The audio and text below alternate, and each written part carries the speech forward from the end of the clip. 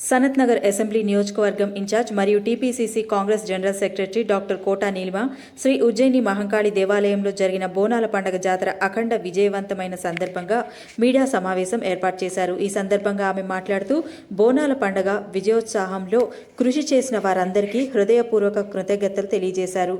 అనేక మంది వ్యక్తులు మరియు సంస్థల సహకారంతో ఇది సాధ్యమైందన్నారు. బోనాల జాతరకు వచ్చే వారికి అసౌకర్యం కలగకుండా ఉండడానికి 1500 మంది పోలీసులు, 200 మంది పారిశుద్ధ్య కార్మికులు చెత్త ఉండకుండా పరిసరాలు శుభ్రంగా ఉంచారని తెలిపారు.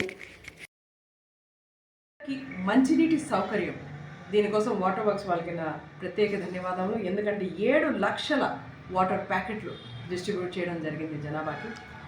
అలాగే 16 మొబైల్ టాయిలెట్స్, ఇది మీరు కూడా చూసుంటారు. ప్రతి చోట ఒక కార్నర్లో మొబైల్ టాయిలెట్స్ ఏర్పించడం జరిగింది. 5 ఎమర్జెన్సీ అంబులెన్స్, ఏ రకమైన హెల్త్